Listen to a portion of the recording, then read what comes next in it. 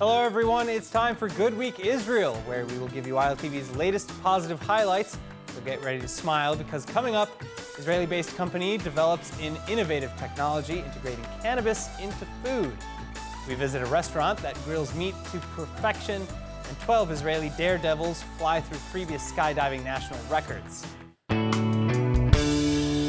right, now did you know that cannabis is considered a superfood? Well, it is, and that's why the next revolution in the cannabis industry is largely expected to be in bringing cannabis ingredients to the food and beverage market. Israeli-based company Can has come up with an innovative technology integrating cannabis into food, and so naturally we had to go and check it out ourselves. ILTV's Emmanuel Kadosh brings us all the details. Let's take a look. In the last decade or so, the world has witnessed an undeniable and beyond impressive revolution in the approach to cannabis. People all over the world have become well aware of the fact that this plant has a lot more to offer than just recreational purposes. More specifically, the food and beverage industries. They're looking at cannabis as the next big game changer, meaning that the Israeli tech company Can is already 10 steps ahead of the game. Can developed a very unique technology how to incorporate basically oil-based molecules, specific cannabis molecules, with water, and to get an emulsion or a powder that will fit in any food product we want. Today, we can see foods and beverages with cannabis inside them at designated dispensaries. Yet, these are considered cannabis products and therefore not classified or regulated as foods.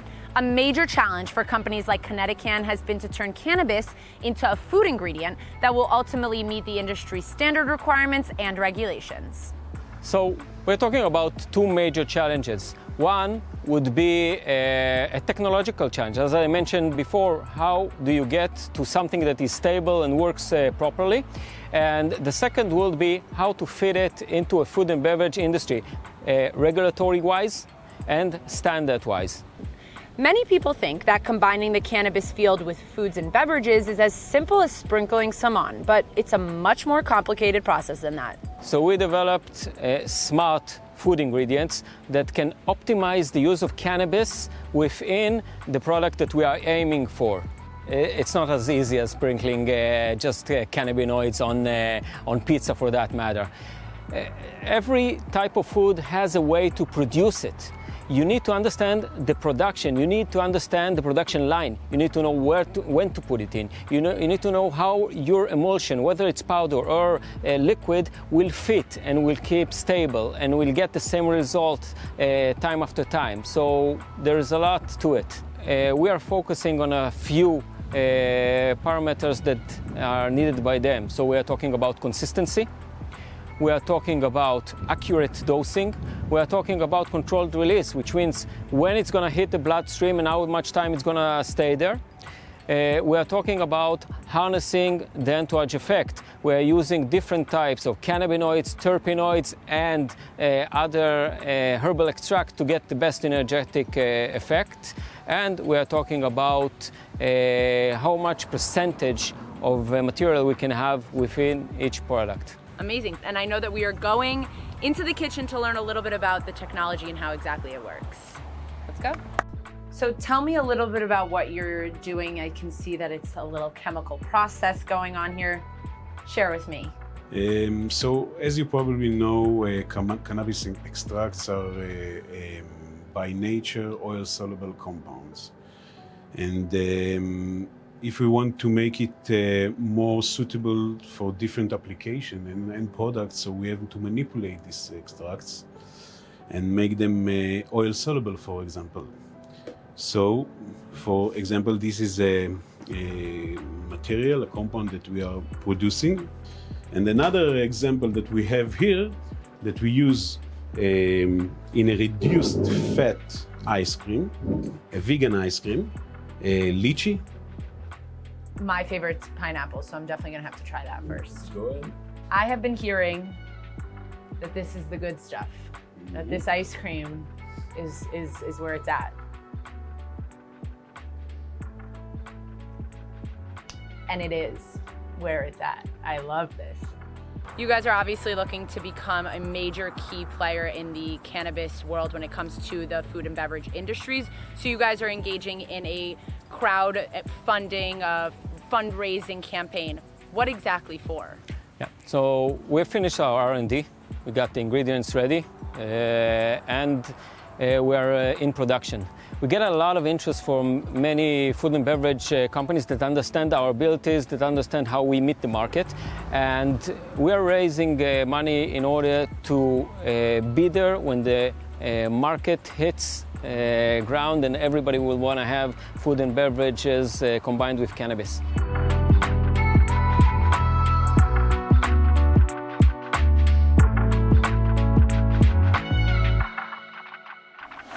All right, I hope you're not too hungry because we went into the city of Netanya to check out a restaurant, Zoya, that offers meats grilled to perfection. Check this out.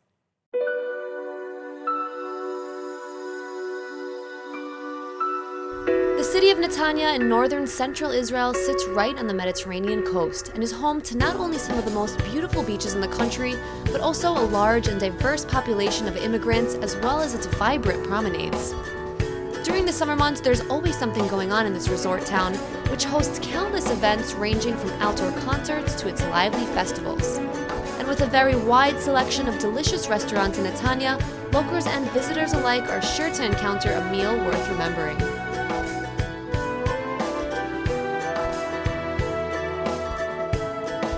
We're here at the newest restaurant to hit the streets of Netanya. This is Zoya Grill Bar.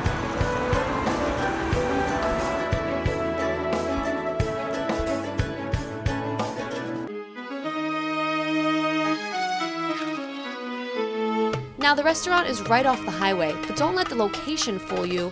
As soon as you walk in, you'll notice its elegant charm, while Wafik and his team prepare top-notch dishes featuring high-quality cuts of meat. Lamb chops. Lamb chops.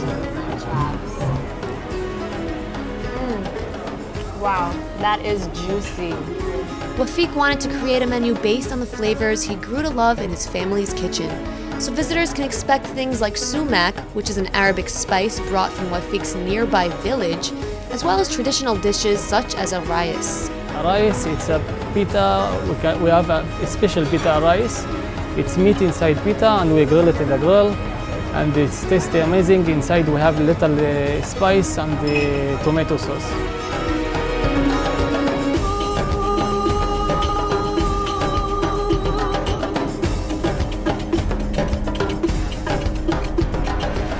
Everything is top.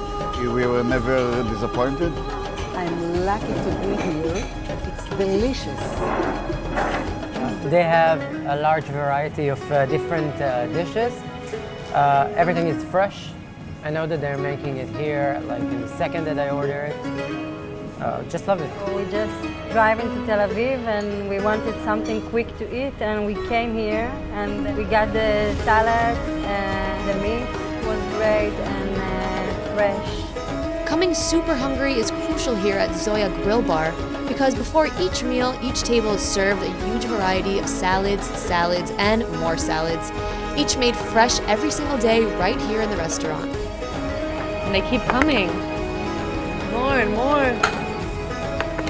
I could just get full just off of these salads right here.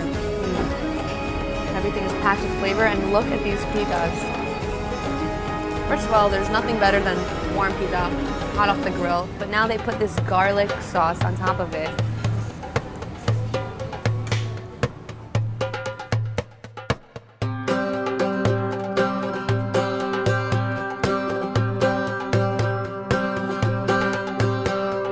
Everything you'll find here at the restaurant is grilled to perfection. Whether it's grilled vegetables that you crave, or a whole fish, or different cuts of chickens and meats, there's something here to satisfy even the most discerning customer. This plate here is my favorite one on the entire table. There's kebabs, there's baby chicken, right? It's mixed kind of meats. Do you eat this food every single day? Yeah, I love it. How can you not? What is this, arasi? Arayes. I'm never gonna remember the name.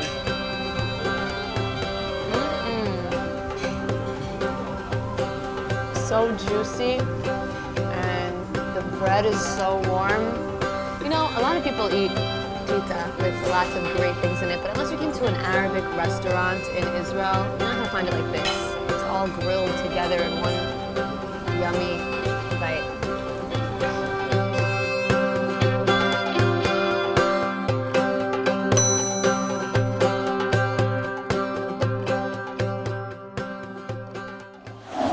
you ever wanted to make Persian rice, aka tadigi, with that perfectly crispy golden crust? Well, we'll show you 2 different variations to make this showstopper of a dish. Watch this. Hi everyone, I am so excited about my next guest on Sunny Side Up. I have with me Charlene Amino. Hi Charlene, welcome to this I'm show. so happy this finally happened. I'm thrilled, and Charlene, you wear so many hats, or should I say wigs. I'm a little busy, but it keeps me from getting bored. Baruch Hashem, I'm happy. Okay. Busy beats bored. Okay, I like that. Always. I like that, and it's just so fabulous to have you here. Thank you. And to cook Persian food. Yes, so I'm Persian, and I've been in the kitchen cooking with my spatula and my apron since I'm 7 years old. Wow. We know how to make this dish in our sleep. If you have ever been to a friend who's Persian, if you've ever been to their home for Shabbat, if you've ever been to a Persian restaurant, you know, no matter what diet you're on, no matter who you are, when tahdig hits the table, you're gonna have some tahdig. So we're gonna show you. I can't wait to try this because I'm not a big rice eater. Anybody You knows told me. We're gonna convert you today. We're gonna force you to love rice, but we're gonna have you really, really devour my tahdig. Okay. The first and most important part about making a killer tahdig is making a killer rice. Okay. Being Persian, we're pros on rice. You want to make sure you always work with long grain white basmati rice. It's a really long, skinny grain. Fluffy, it has this gorgeous aroma, and it is absolutely delicious. This in Persian is called dam pocht. Dam pocht means par cooked. How do you par cook rice? Just walk me through that. Okay, so first put out a white tablecloth or a white garbage bag. Get one of your cuties to come and help you. You actually check every Cutie grain. means your kids. Your kids, I'm just right. translating. Yes, you're gonna check the rice. You're gonna weed out any bugs or any dirt or any rocks or anything. Remember, Okay. it's coming out of a bag from the ground, so you wanna remove any garbage from that. My family's minhag is to wash the rice 3 times. We wash the rice 3 times, pouring a lot of water in, and we mix it and we pour it out, do it again. And then do it again. And then again. The 3rd time, it's good to let the rice soak a little bit, because when the rice is soaking, it actually elongates the grains. When I buy an entire 10-pound bag of rice, I'll have my kids come and help me in the kitchen. We'll put a huge white tablecloth. We'll already check the entire bag lechatchila from ahead of time. So when we're ready to use it, it's ready to go. You don't have to check it anymore at that point. That's a great My idea. hacks for busy mamas. The way we measure it is about 4 cups of water per 1 cup of rice. That's the measurement. Wow, it's a whole different ratio than what we're typically used to. Right, Okay. so we're gonna have water being brought up to boil, heavily salted with a little bit of oil, regular oil, and then you're just gonna pour the soaked rice into the pot.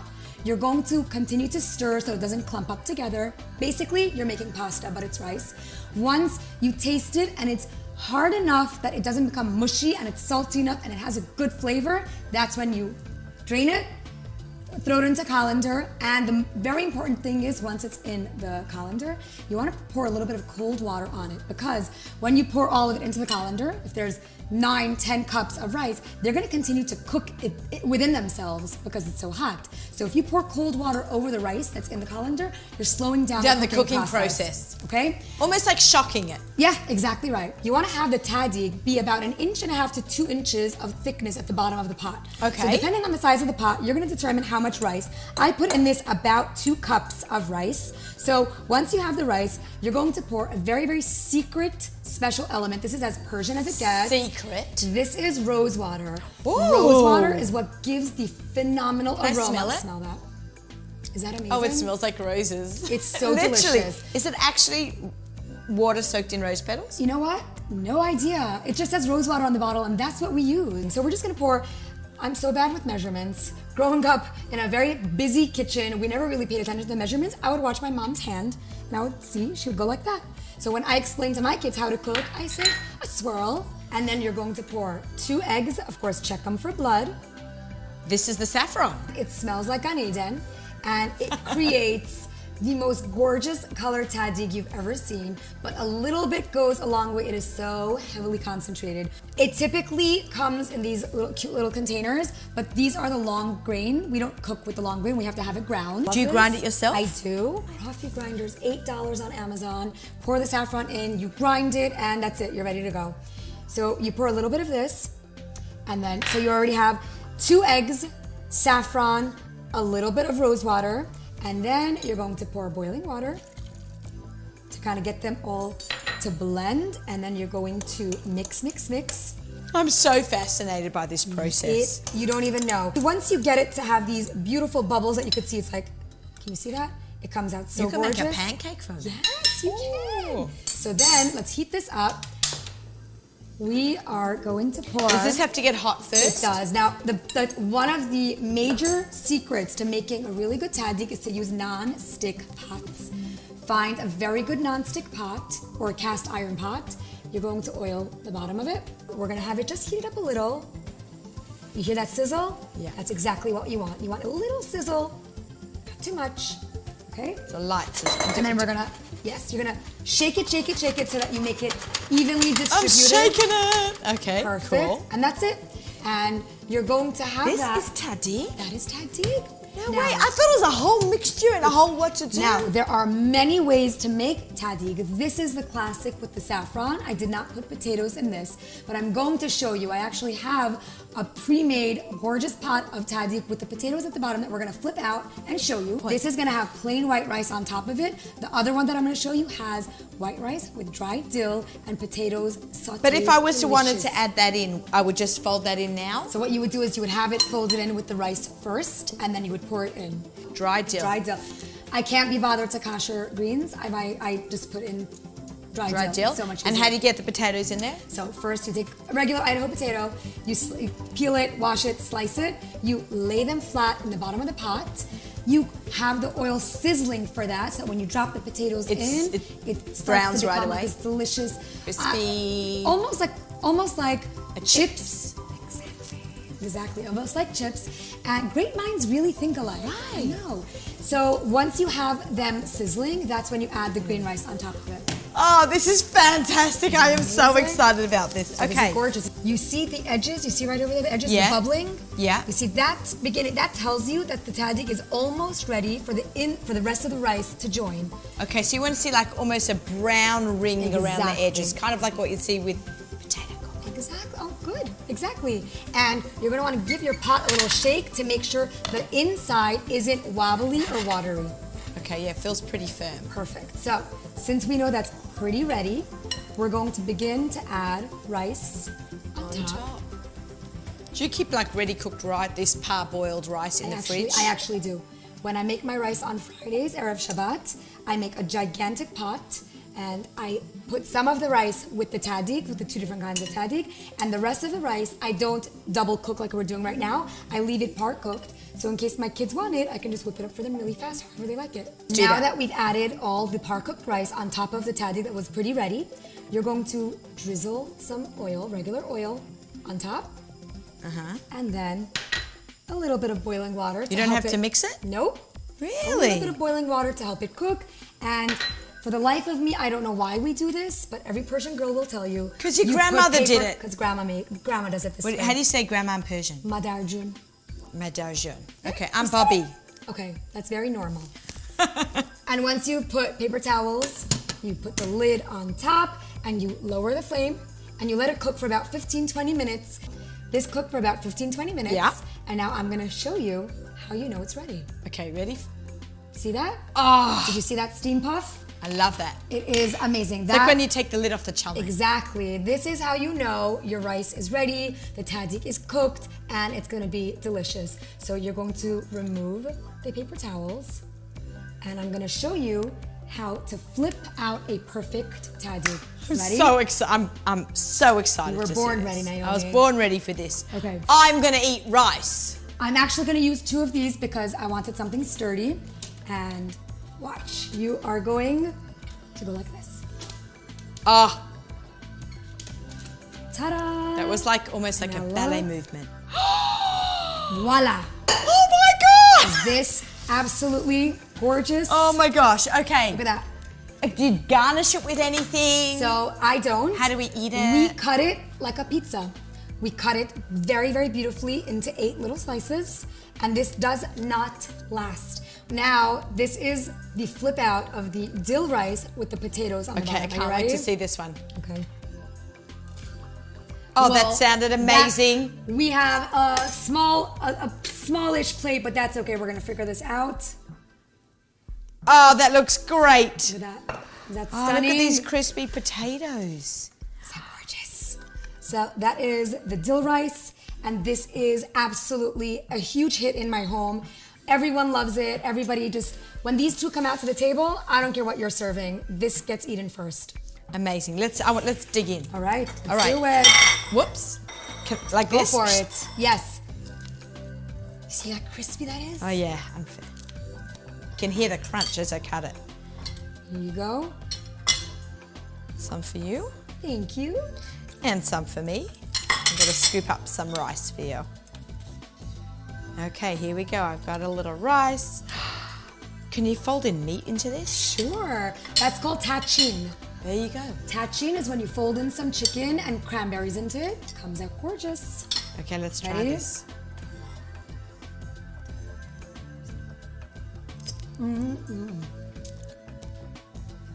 It's super crunchy.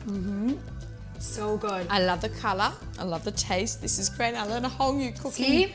Now cooking you technique. can present a tadig to your guests. I'm gonna go right in for that dill. We're gonna eat it right off a plate. I like the darkest, most burnt potato in the tadig. Yeah. I'm grabbing a potato. This is amazing. Right? I like it with the dill. It's so good. Potatoes and dill. Tadig, dill, so good. Charlene, thank you so much for coming on the show. My pleasure. This is fantastic. I had the best time. And thank you for teaching me and everyone watching a brand new skill today. I'm so excited. For this recipe and more just like it, go to kosher.com.